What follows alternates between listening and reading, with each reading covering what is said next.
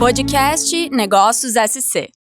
Oi, pessoal, tá começando mais um podcast Negócios SC com conteúdo direto ao ponto.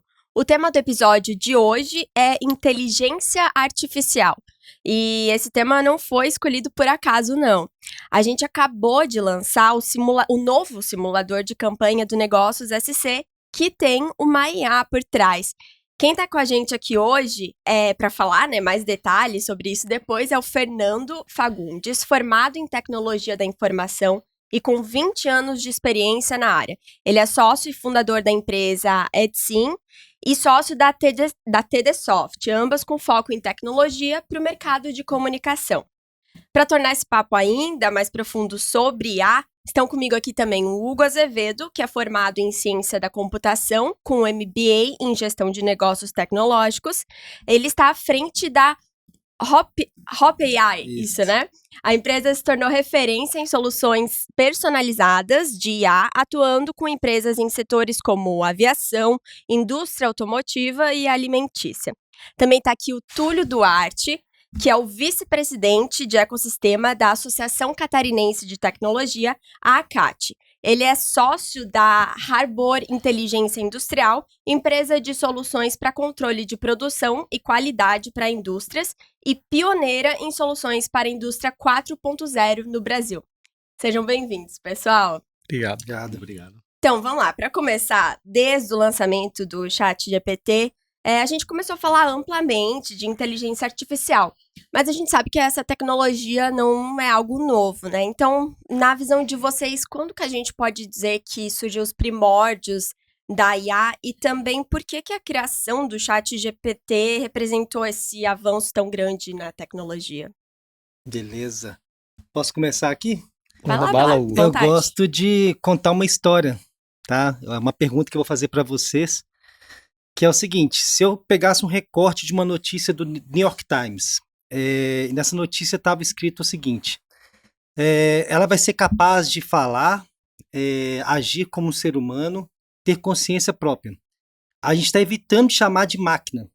A gente está tentando, porque ela, pelo comportamento e inteligência que ela tem, parece mais um ser humano sem vida. Então, que são alguns recortes dessa notícia que saiu no New York Times. E aí, de quando vocês acham que é essa notícia, esse artigo? Então, alguém consegue chutar? Poderia ser da semana passada. Poderia ser da semana passada. Eu chutaria até mais, porque isso tem início lá nos anos 50, né? Uhum. Então eu imagino que seja dessa década. E você? Seria sobre o lançamento do ChatGPT? Poderia também ser o lançamento do ChatGPT. 2022, se colocar 2022, essa matéria tá ok. E realmente, essa matéria é de 1958. Nossa!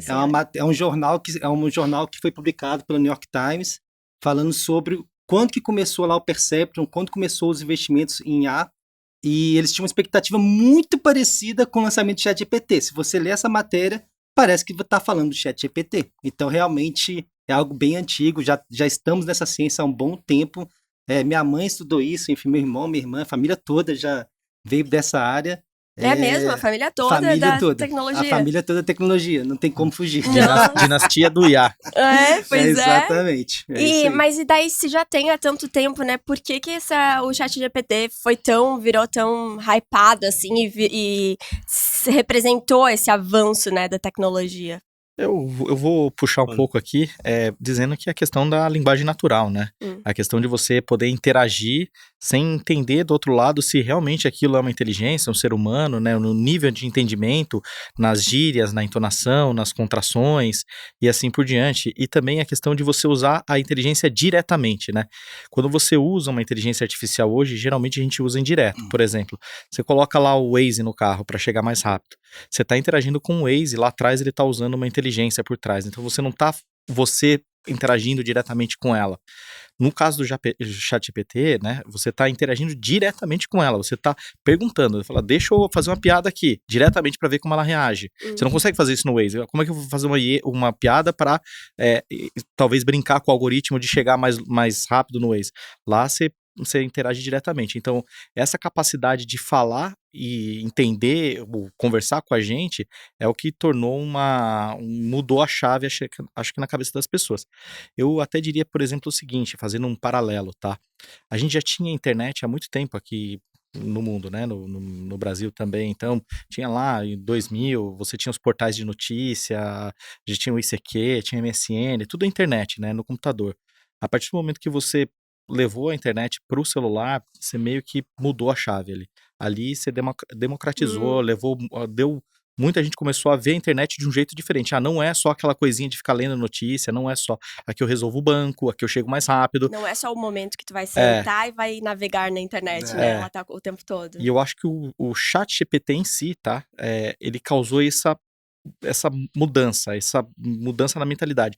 Ainda não tá tão acessível para todo mundo, não é todo mundo que usa, mas quem usa já percebe que é outra coisa, é outro tipo interagir direto, e acho que isso que fez com que todo mundo, a hora que vê um negócio e vê que mudou e fica empolgado e fala no churrasco e pede pro pessoal usar, enfim, acho que isso que foi uma grande mudança que vem da questão do entendimento da linguagem natural. E com o ChatGPT também as empresas começaram a acelerar, né, esses processos de criar, de lançar ferramentas.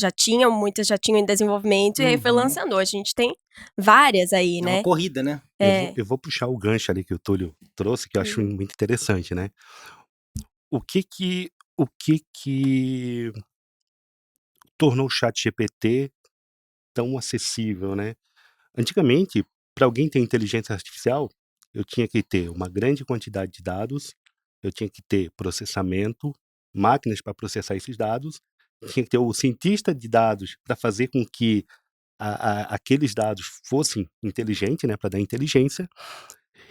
E com a vinda do ChatGPT, teve uma espécie de democratização, ou seja, eu não preciso ter um cientista de dados, eu não preciso ter uma quantidade absurda de dados. Eu posso pegar os dados da minha empresa, ou pegar os dados de um negócio que eu atuo, envio lá para o próprio ChatGPT, olha, analisa esses dados para mim, ou treina o que já existe aí, sem precisar sem precisar de demandar muito dinheiro, muito conhecimento, muita informação. Ou seja, eu tenho o recurso da IA, da inteligência artificial, de uma maneira muito mais democrática, mais simples e principalmente mais barato, né? Antigamente, treinar era muito caro mesmo, assim.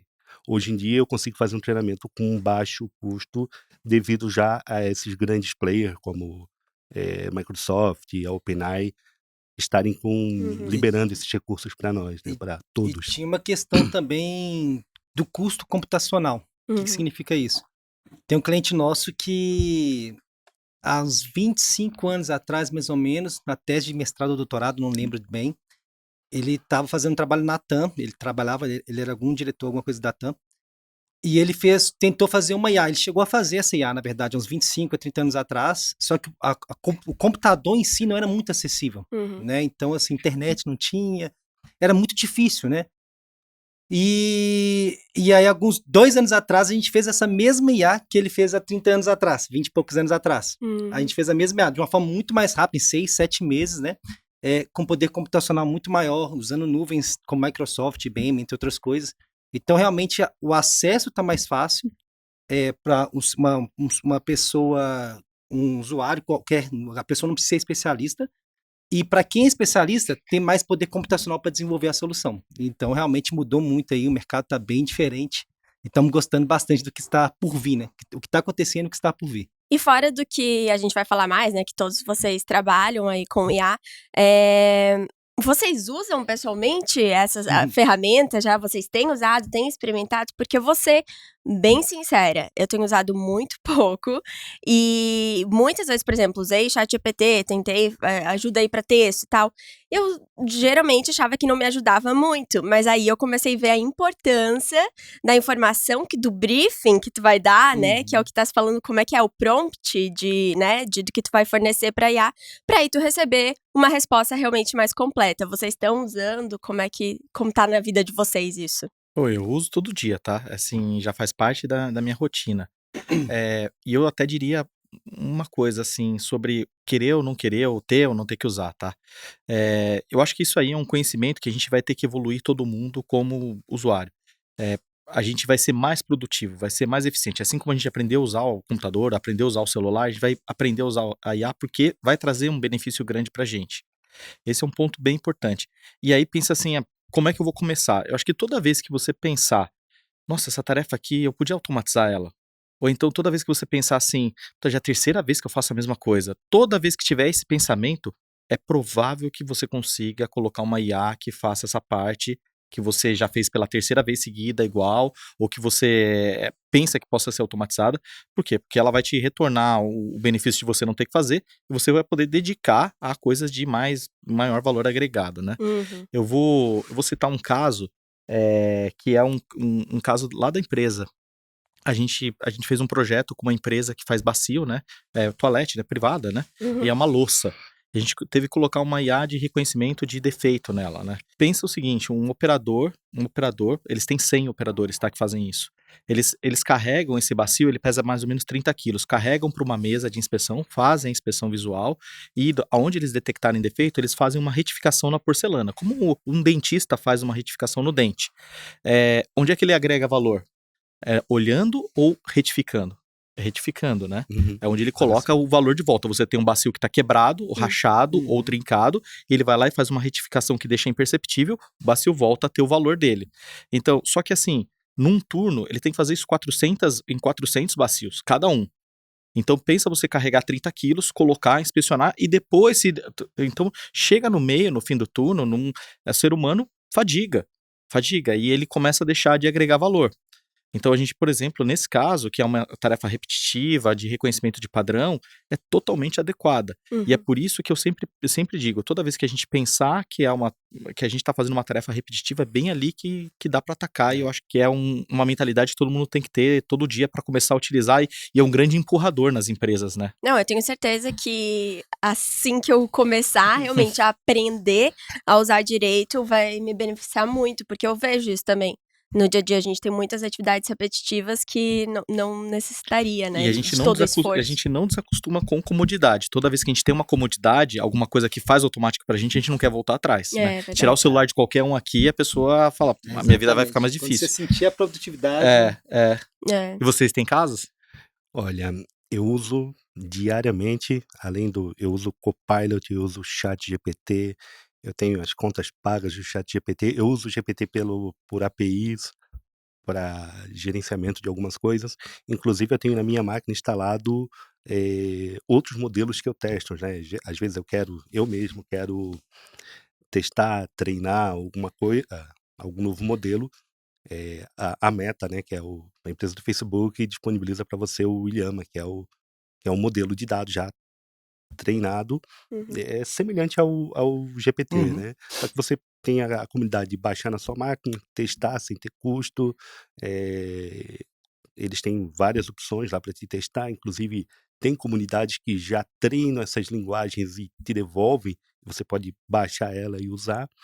Então, eu uso no dia a dia, eu escrevo código, às vezes tem coisas que eu vou perder tempo, putz, eu vou ter que desenvolver um código para entender isso, daí eu vou lá no ChatGPT ou nessas que eu uso, peço, ele escreve para mim, eu utilizo, às vezes chega um contrato, né, o jurídico mandou para ti o contrato, tu quer entender, pô, eu jogo o contrato lá pro ChatGPT e me faz um resumo, me explica um pouco desse contrato.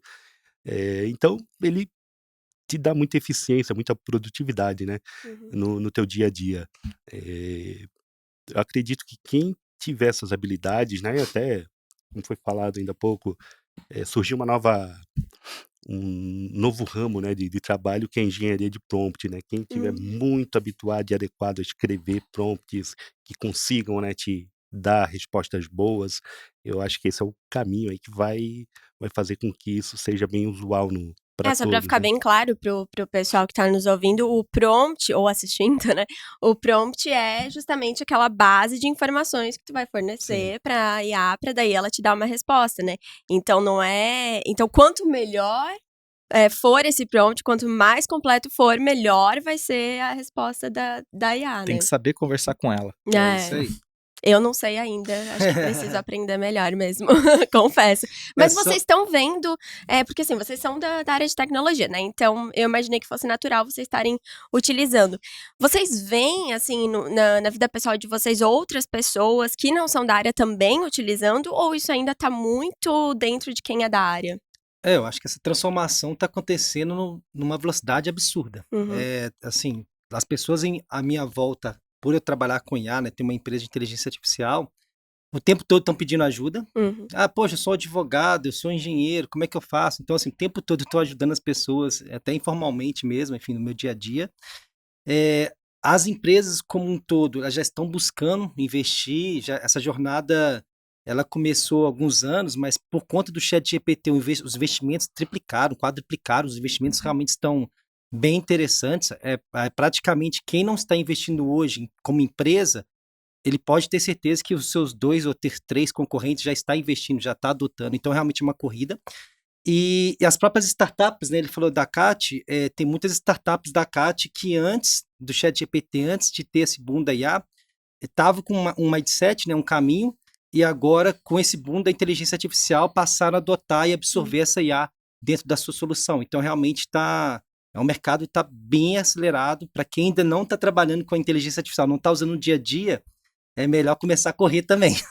Mas falando de pessoas que não são técnicas que utilizam, né? Por exemplo, no meu trabalho lá na Harbor, a equipe comercial usa, a equipe de marketing usa, para escrever textos, peças, para escrever e-mails, para corrigir peças que já foram feitas. Então, são áreas que não são de pessoas nativas do setor de tecnologia, mas que elas estão mais produtivas, sim, pela geração de conteúdo ou pela checagem de conteúdo e assim por diante. Marketing, enfim, são várias áreas.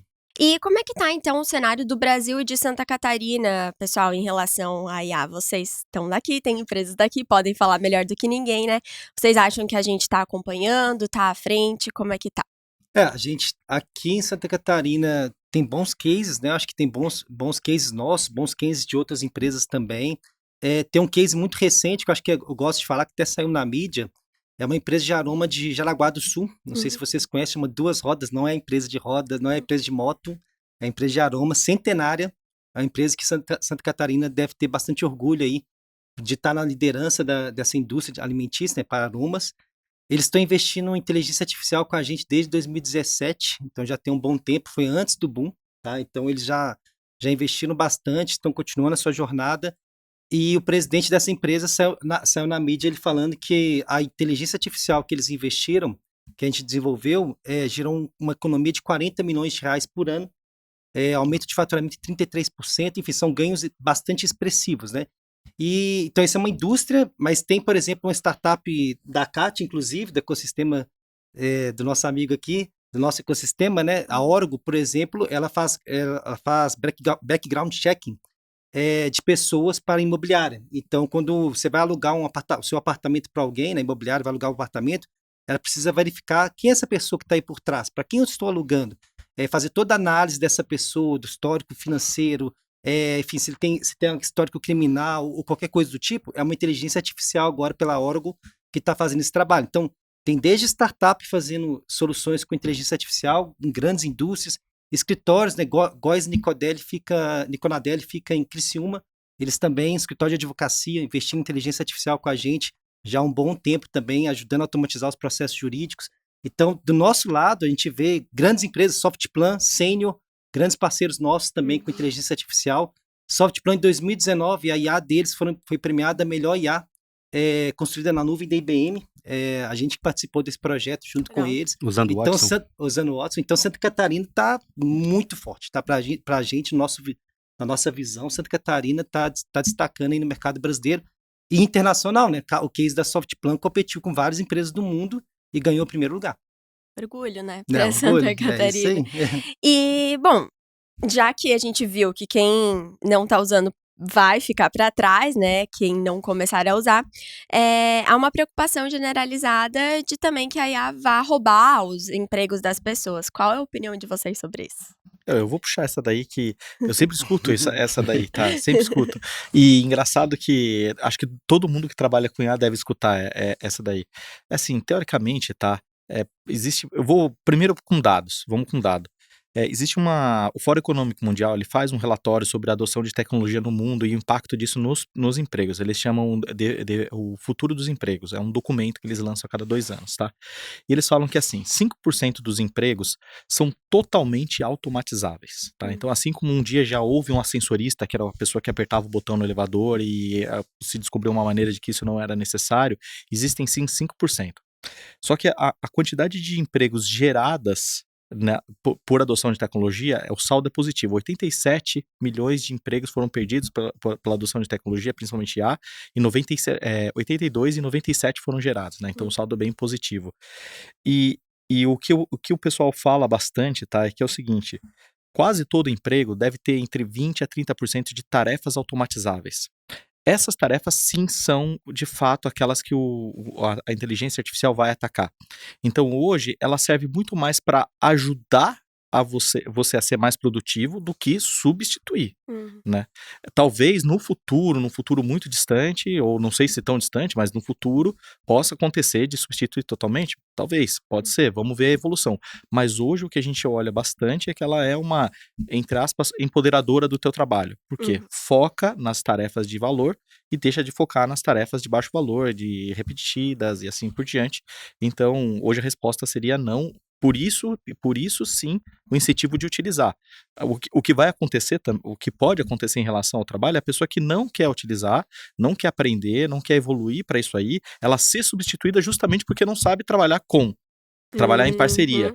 Então, aí sim, é um cuidado que deve ser tomado. Mas em relação a substituir porque entrou uma IA totalmente, eu acho que tem empregos que sim, mas na maior parte tarefas que empoderamento. Mas tem casos sim, tá? Talvez vocês possam ter casos que substituem mesmo. O Hugo tem uns exemplos aí, né? Tu quer compartilhar com a gente de casos que talvez poderiam ser substituídos? Ontem mesmo eu estava num painel da Senior Sistema. Ontem foi o dia do profissional de RH. E a gente fez um painel exatamente sobre esse assunto. E esse foi um dos temas, né? Todo o pessoal do RH está preocupado. O que vai acontecer com os empregos profissionais, a questão de treinamento, enfim. E realmente alguns empregos não tem como fugir. Isso não é por agora não, tá? Não é por causa do ChatGPT, né? Então, a gente tem cases lá de 2017, 2018, mas para IA para jurídicos, grandes escritórios jurídicos, escritórios de contencioso, que tem lá vários advogados, né? 50 advogados, 100 advogados, fazendo o mesmo trabalho todo dia. 5.000 documentos, cada um pega 150 documentos por dia, lê o documento, extrai a informação, ver qual que é o próximo passo, agenda, o prazo. Então, é um trabalho muito manual. Os advogados não formaram lá 4, 5 anos na faculdade para ficar fazendo esse trabalho super manual, tá? Então, assim, nesses casos específicos, em poucos meses, a gente entrou nesse escritório, por exemplo, é um case público, Ferreira e Chagas, a gente entrou nesse escritório, acho que em 6 ou 7 meses, tinha lá 45 advogados, ficou 3 ou 4 advogados junto com a IA. Nossa. O resto foi realocado. Então, assim, realmente, para alguns casos específicos, não tem como fugir. Como é que, nesse caso aí, como é que a IA trabalha daí? Essa IA, antes, os advogados faziam um trabalho muito manual, de ler cada documento, extrair as informações, o que está acontecendo nesse processo jurídico, qual que é o próximo passo, fazer uma diligência, enfim, definir qual que é o próximo passo e colocava o prazo. O prazo, a movimentação do processo jurídico tem prazos, né, a ser cumpridos, né? A IA, ela faz todo esse processo 100%. Então, ela lê o documento, extrai as informações, registra no sistema, já define o prazo, já agenda para o advogado o que ele tem que fazer naquele processo e quando ele tem que fazer. Então, o que ele tem que fazer e quando ele tem que fazer. Então, esse trabalho manual de organizar, considerando as movimentações de diários de tribunais, enfim, tudo isso é feito por 100% por inteligência artificial. Realmente é um caso muito interessante. Tem vários outros casos, por exemplo, tem escritórios que perdem dinheiro, é um absurdo. Porque como eles trabalham com muitos processos, né, são lá 5.000 processos, 10.000 processos, 100.000 processos, acaba que durante os processos o juiz determina, olha só, você tem honorários de sucumbência, você pode, nesse processo aqui, você tem um dinheiro a receber. Só que a justiça não entrega esse dinheiro para o escritório. Então, precisa de alguém lá, um advogado acompanhar, opa, aqui está falando na sentença, nesse processo aqui, que eu tenho dinheiro a receber. Ele tem que pedir. E isso, como são muitos documentos, muitos processos, várias pessoas trabalhando com esses muitos documentos, isso se perde. Aí você tem uma IA monitorando todos os processos, 5.000, 10.000, não importa a quantidade. E aonde tiver lá dinheiro para receber, ela, opa, olha só, pede aqui para a justiça que tem dinheiro para receber. Então tem escritórios perdendo dinheiro. Nesse caso aí foi até 2 ou 3 milhões que a gente identificou, que estavam passando ilesos, assim, passando e indo embora, porque não estava pedindo, a justiça também fica quieta. Então tem que ter uma inteligência artificial para ajudar eles. Você falando de dinheiro, a McKinsey ela fala que o dinheiro criado pela inteligência artificial, o que é o dinheiro criado pela inteligência? É esse dinheiro que estava perdido. Esses 2, 3 bilhões não ia ser pego porque Sim. o ser humano acaba não conseguindo fazer com a mesma eficiência a tarefa automatizada. É da ordem de 13 trilhões de dólares. Nossa É muita senhora. coisa. Até muito 2030, dinheiro. a gente tá em 2024, ela tá falando de 6 anos, os próximos 6 anos. Nossa. Então, muita coisa. é um impacto significativo. Ou Eu seja, queria- né, Opa. tudo que são tarefas repetitivas que podem ser automatizadas serão substituídas pela inteligência isso aí. artificial, né? Eu queria puxar um gancho, porque tem um case específico de uma indústria da aviação que não foi tarefa repetitiva, tá? Então, assim, esse profissional ele é responsável pela locação da aeronave na malha aérea e planejar a manutenção da aeronave.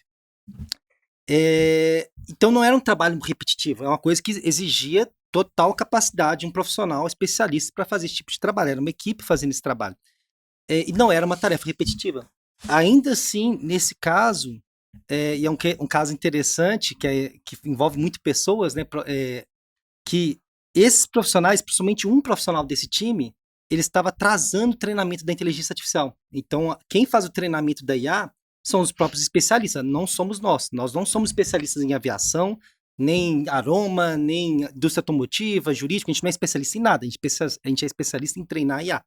Mas com que conhecimento a gente treina IA? Com conhecimento dos profissionais dos nossos clientes. Sim. E nesse caso, esse profissional que estava ajudando a treinar a IA, a fazer planejamento de manutenção de aeronave, estava atrapalhando a IA, o treinamento, estava treinando errado. Com medo de ser substituído. Com medo de ser substituído. Nossa. E ele confessou isso depois, ele falou assim, cara, eu não estava dormindo.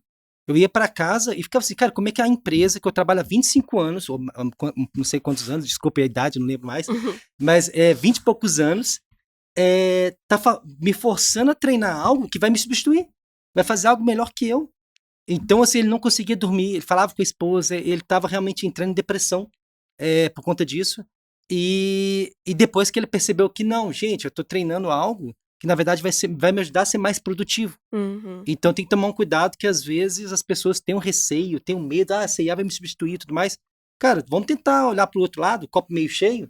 Eu vou treinar ela para eu ser mais produtivo, vou treinar de uma forma que eu também vou mudar meu trabalho. Vou me desenvolver melhor. Vou me desenvolver melhor, que eu vou utilizar essa ferramenta como uma ferramenta para tornar mais produtivo. Então, nesse caso, ele virou a chave depois, mas no começo ele estava atrapalhando. Então, é engraçado isso aí. Ainda mais nesse caso, que avião trabalha Avião, com vidas. não pode Pois brincar, é. né? Tem um exemplo bem legal desse que você trouxe, que é da saúde, né? Eu lembro que teve um caso que foi bastante divulgado há um tempo atrás, que pegaram a inteligência e voltaram para o lado da saúde e estavam usando em pacientes. Daí treinaram, na época não era o ChatGPT, era aquele da IBM, o Watson, né? Treinaram o Watson lá com um monte de diagnóstico médico e deixaram uma ala toda lá de um hospital ligado nos pacientes para receber os dados desse paciente. E como a inteligência ela é 24/7, ela está lá, ela não cansa, ela está sempre medindo, ela identificou com horas de antecedência que um dos pacientes tinha um percentual muito alto de ter um ataque, eu não lembro, eu acho que era um ataque cardíaco. Enfim, e notificou os enfermeiros e os médicos. Eles foram lá ver, o cara realmente estava num processo para entrar em ataque cardíaco e a vida dele foi salva porque o processo de inteligência conseguiu ver com bastante antecedência essa situação. Então, a gente tem medicina, segurança pública, né, que robótica, né, a UFSC aqui tem investido também, né, tem bastante caso de inteligência artificial e robótica que está sendo investido pela essa bolsa esqueci o nome da bolsa. CNPq? CNPq, isso. Então, tem saúde, segurança, robótica, isso aí tá muito bacana hoje em dia nesses nesses ramos, né? E não é só mudando vidas, né? É mudando também negócios, né? Tem um caso, a gente, lá na CAT, eu sou responsável, estou líder de um grupo, né? Que são a Vertical Manufatura 4.0, que são as empresas que têm solução para a indústria, né?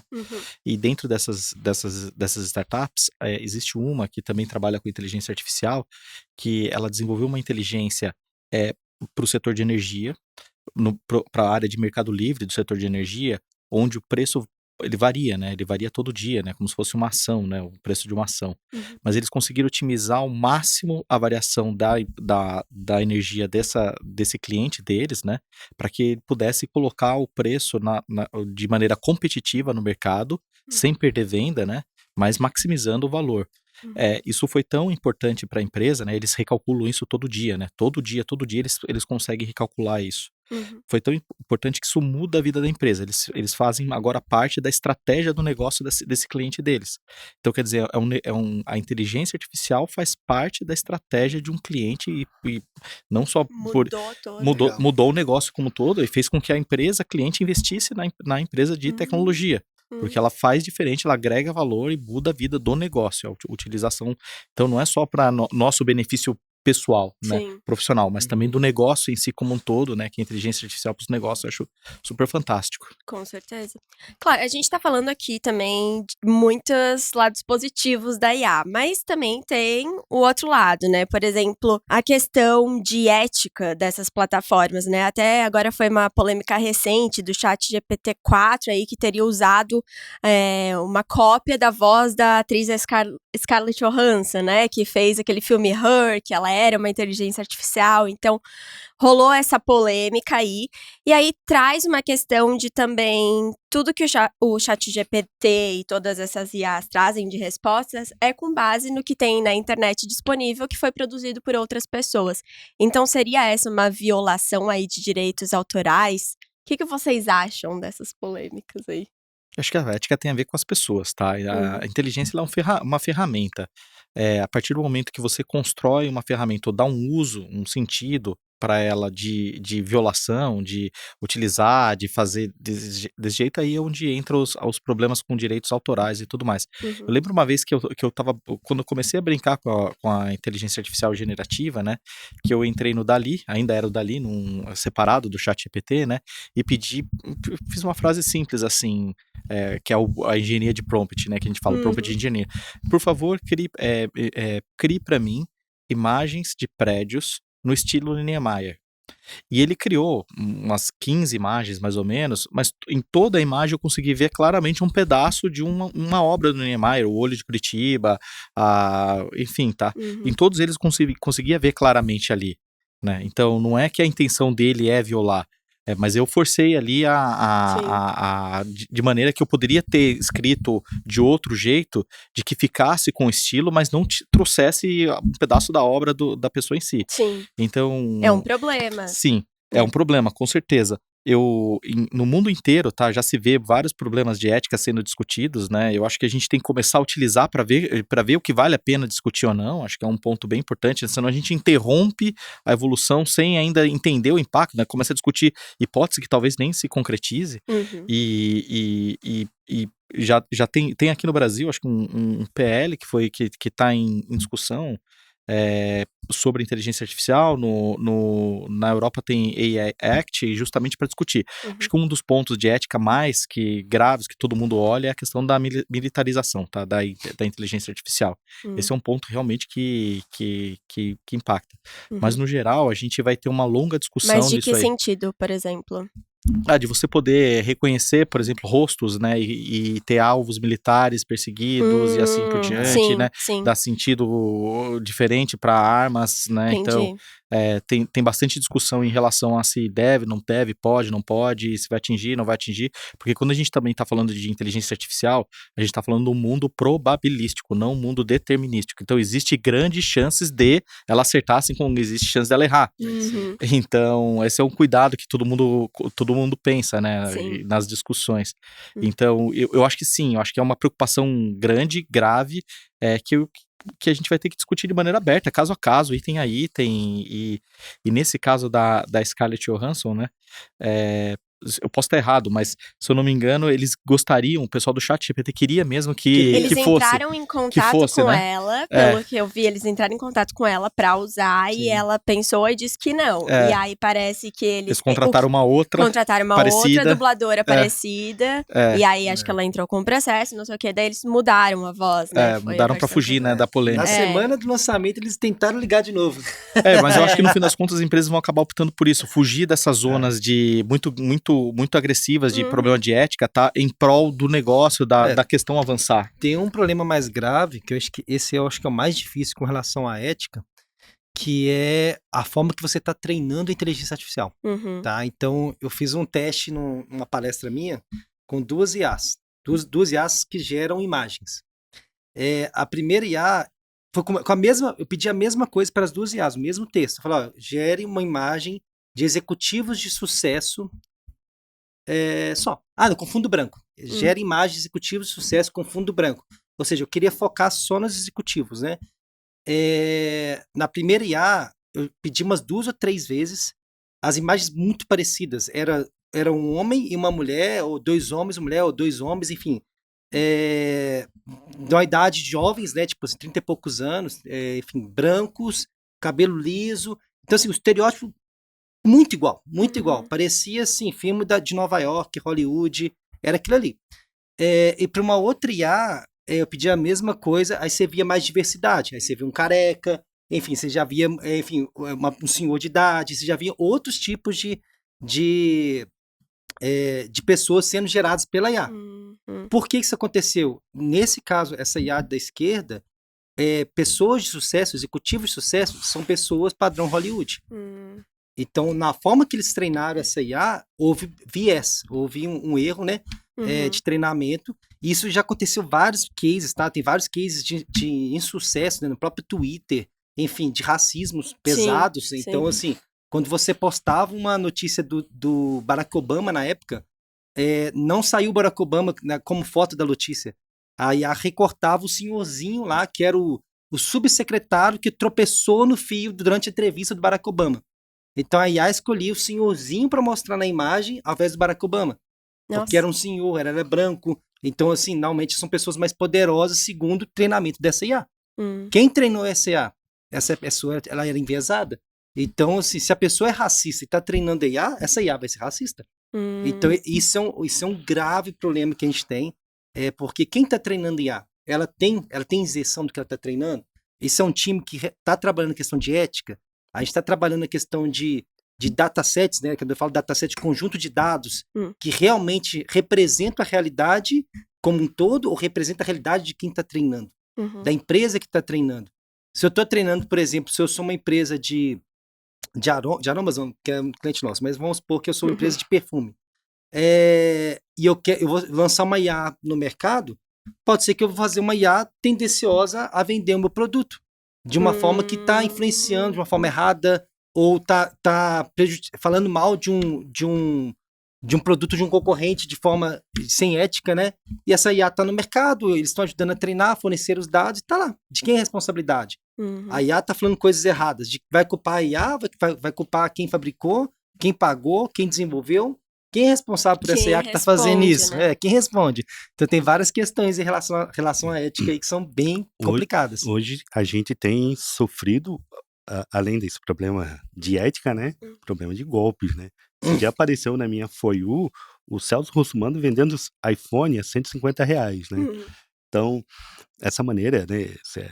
Existem dois tipos ali de golpe, né? O que eles chamam de deepfake e o voice fake, né? Ou seja, eu consigo colocar a minha voz ou a voz de qualquer num conteúdo golpista ou o rosto de uma pessoa, né? Nesse caso usar o Celso Russomano falando do golpe da venda do iPhone. A gente viu vários casos já na vários. internet desses aí, né? Daí o que acontece, né?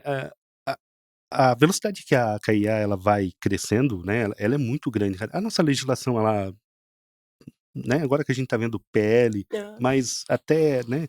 o quanto que a nossa legislação está acompanhando isso para a gente ter, sei lá, Eles até jurisprudência para tentaram parar, não sei se nos vocês lembram, o proteger, Elon né? Musk falando, pare o desenvolvimento da IA. Uhum. E na época eu até brinquei, tá? Engraçado que a gente tá falando de ética, mas na época que o Elon Musk falou assim, pare o desenvolvimento da IA, aí eu fiz um post fake no Twitter com o Elon Musk, Hop AI, vocês têm que parar de desenvolver essas soluções, estamos preocupados. E realmente na época eles tentaram, assim, teve um movimento, né, do mercado, principalmente do Vale do Silício, para parar esse desenvolvimento pensando, o legislativo tem que avançar, as leis têm que surgir. E na época esqueceram disso, tentaram fazer isso, né? Vamos parar um pouquinho para pensar.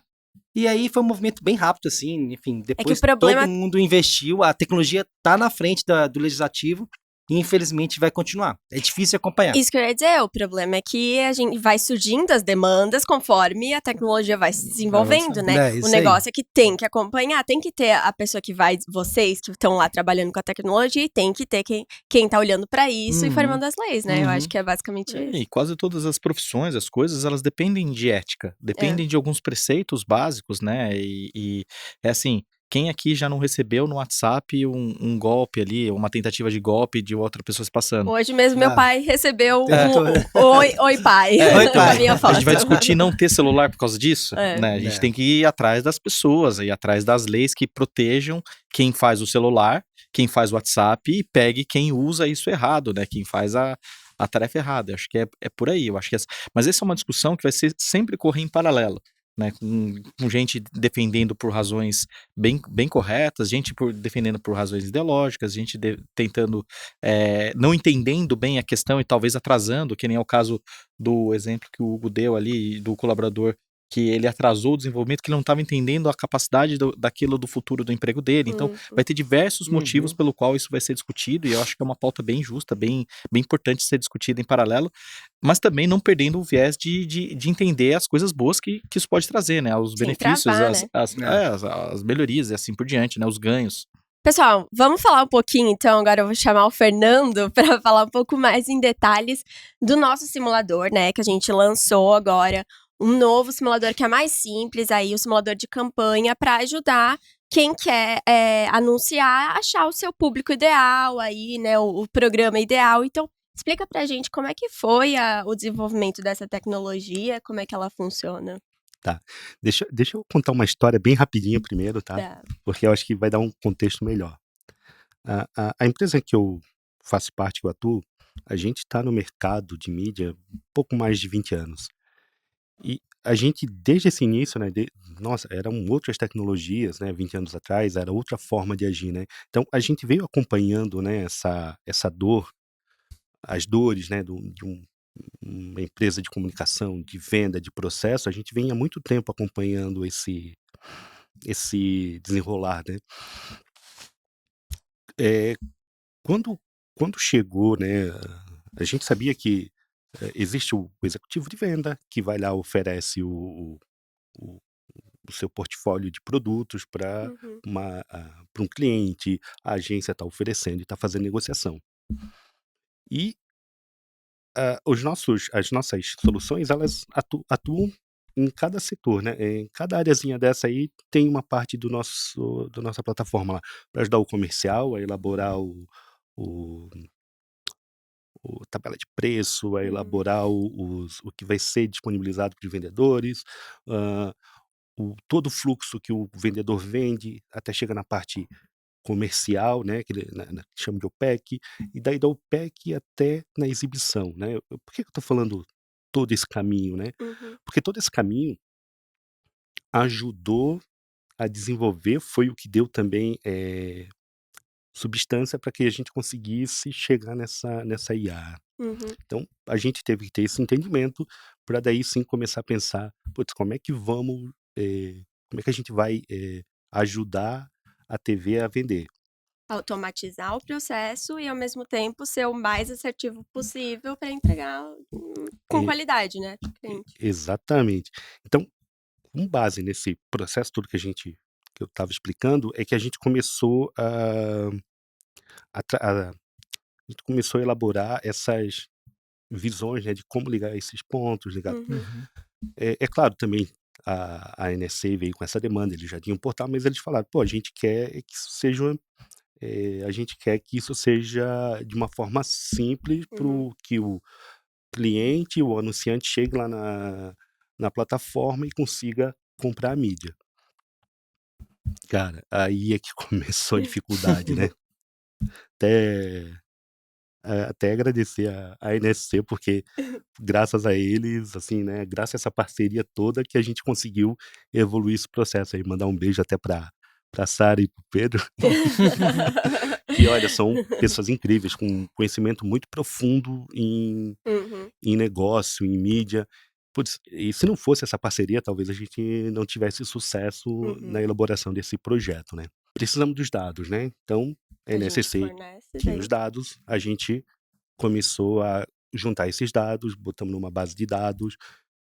Agora a gente precisa entender o comportamento de todo mundo que comprou já e ver a taxa de sucesso aqui na frente. Como é que a gente mede esse sucesso, né? Daí foi inúmeras reuniões, cara. Foram reuniões pra caramba, assim, sabe? Passar semana a semana conversando, entendendo. Como é que agora o executivo está vendendo? A gente sentava com o executivo, mostrava planilhas enormes com elaboração. Então entendemos todo esse contexto dessa planilha, trouxemos para a plataforma. Beleza, né? Conseguimos dados e conseguimos um formato de vender. Agora que chega a parte difícil. Como é que tu pega um negócio que o cara tem que entender de audiência, target, CPM, como é que tu vai encaixar, como é que tu vai simplificar tudo isso para que o vendedor, a pessoa lá que tem uma padaria, que sabe vender pão, como é que ele vai anunciar se ele não sabe nem o que é CPM? Qual é o target? Qual é a minha faixa etária? Nesse ponto aí, a gente trouxe pessoas bem especializadas para criar interfaces, para entender. Pegamos o vendedor ali, o executivo da NSC. Como é que tu oferece? Ofereço assim, assim, assado. Daí, quando ele começou a elaborar, que a gente começou a entender esse processo mais a fundo, daí a gente chegou numa solução, né, que fazia parte da lógica. Ou seja, eu pegava o segmento desse anunciante, por exemplo, a pessoa é um restaurante. Daí, com base, né, a gente começou a fazer um treinamento de máquina com os dados do passado, com parte do segmento, ver como ele anunciava, ver qual era o maior impacto que ele tinha, e a gente começou a pegar essas informações e dizer, olha, isso aqui faz parte desse segmento. O que deu certo aqui? Quais foram os maiores impactos? Pô, para esse maior impacto aqui, o mais legal para isso aqui foi rádio. Em segundo lugar está TV. Em quarto lugar aqui tá jornal e digital. E a gente começou a ter essas métricas, né? Ou seja, além do que tem já, né, de afinidade, o meio que é afinidade, sei lá, tem setores que vão ter mais afinidade com uma CBN, outros com uma Atlântida, né, que são duas rádios diferentes, por exemplo. Mas aí o que entra é a inteligência também, porque foi pego todos esses dados já do impacto que os clientes passados tiveram também, né? Então, Exatamente. E com isso, a gente conseguiu dizer, olha, para esse cliente aqui, então, o melhor é rádio, TV. Nessa sequência mesmo, rádio, TV e digital. ele já diz, já oferece, né? Tu bota os dados, ele já oferece ali as Exatamente. opções, né? Agora, dentro de rádio, TV e digital, o que eu vou oferecer de programa para esse cliente? Vale a pena a pessoa tem uma oficina mecânica. Vale a pena essa oficina mecânica anunciar na faixa da manhã, sei lá, no programa Mais Você? Bem, o cara, né, o público que tá ali não tá vendo Mais Você, de repente ele tá olhando o Jornal do Almoço. Então, tem essa métrica que consegue dizer, casar a afinidade do programa com aquele segmento negócio. daquele anunciante, né? E assim funciona para rádio, assim funciona para o digital, e a gente consegue fazer todas essas análises e dizer, olha, para o seu segmento, para o seu perfil, para o seu tamanho, que a gente já tem na nossa base de dados, o melhor campanha publicitária tá aqui, que você vai botar alguns programas na rádio, vai anunciar no Pretinho Básico, vai anunciar no Jornal do Já Almoço. define, sei lá, quantas inserções e tal, tudo, né? Nesse caso, daí tem ainda o objetivo, né? Qual é uma do briefing ali que é recolhida qual é o objetivo desse anunciante, né? Esse anunciante, ele quer oferecer algo novo pro mercado. Daí, com base nesse briefing, o É sistema... vender mais, oferecer algo novo ou reforçar a marca, né? Então, Exatamente. com tudo isso, ele vai... Dependendo disso aí, ele dá mais tempo de tela, porque se eu quero mais tempo de tela e poucas exibições... e com base no orçamento também, que é importante, né? Exato. Óbvio, porque... Essa parte sempre Não, tem, isso né? aí a gente esquece de falar, mas é importantíssimo, né? Inclusive, ele determina um período, tá? Ele diz, olha, com base, claro, né? A pessoa vai dizer, olha, eu quero lançar algo novo, eu sou um restaurante e eu tenho esse orçamento. Com base nisso, ele vai dizer, olha, se eu lançar algo novo, então você não precisa de quantidades, um exemplo, tá? Não sei se é bem exatamente isso, mas é uma das análises, tá? Então você não precisa de muita quantidade de exibições, você precisa de quantidades maiores que podem ser mais espaçadas. Então, existem diversos tipos de análise segmentados até sair no final, dizer o seguinte, olha, essa é a sua campanha. Essa quantidade de informação que vai veicular, suas propagandas no meio digital. E aí é importante também falar, Fernando, que, claro, a pessoa que está usando a plataforma, ela pode escolher outra, eu quero botar naquele programa, tudo bem. Mas talvez não seja a melhor opção, porque a gente está te oferecendo isso, né? Com base, né, nos dados e tudo mais. Mas a pessoa pode personalizar do jeito que ela quer, né? Isso, se você não... por exemplo, eu sou fã do Pretinho Básico. Então, eu quero que a minha propaganda saia no Pretinho Básico. Ele me ofereceu lá a CBN, mas eu gosto de Pretinho Básico. Eu gosto lá de ouvir o Fetter, o Porã. Enfim, eu posso ir lá e selecionar e dizer, quero um pacote lá na Atlântida, na faixa horária tal, e eu consigo comprar essa mídia. Eu consigo fazer o processo desde a transação de obter a mídia, eu consigo enviar o briefing do meu material que eu quero produzir, eu não tenho material, eu não tenho, por exemplo, o meu vídeo. Você pode produzir pela plataforma. A plataforma te dá condições de você mandar o seu briefing, capturar. Tem alguns casos, eu acho que ainda não está na plataforma, mas em breve vai estar. Eu consigo produzir meu vídeo também pela plataforma. Não, já tem até algumas. Não, acho que o vídeo não, né? Eu acho que o vídeo... Não vou falar bobagem aqui. Mas a gente tá constantemente aí também, conforme as demandas que vêm, a gente vai passando para vocês, né? Precisamos adaptar isso aqui, precisamos de tal funcionalidade, né? Mas a inteligência, por si, foi criada, né? Então agora é mais os refinamentos, né? Exato. Bem, e hoje a plataforma já está disponível, né? Para ser utilizada. E se tiverem recomendações ou algo a sugerir, estamos abertos aí. Então, pessoal, já vai fazer aquele jabazinho, né? Que, para quem ficou interessado, no simulador é só acessar negóciossc.com.br, que já lá na página inicial tem o linkzinho, você pode clicar. Se não quiser fechar sua campanha já, pelo menos vai lá, dá uma mexida, ver como funciona. E sempre é possível também falar com os nossos executivos, né? A nossa equipe aqui de vendas. Se você não se sentiu seguro para fechar todo o anúncio pela plataforma, depois é possível entrar em contato também.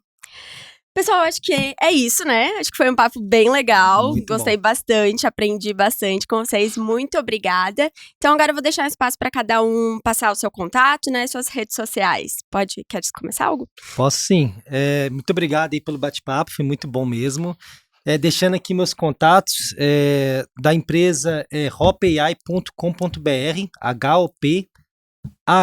hopai.com.br, e os meus contatos Hugo C. Azevedo nas redes sociais. Então, estou à disposição de vocês. Hoje a gente está, por enquanto, operando apenas para empresas grandes e médias. A gente ainda não tem solução para pequenas empresas. A gente ajuda algumas startups, mas empresas médias e grandes a gente está ajudando já há alguns anos. São 7 anos no mercado de inteligência artificial.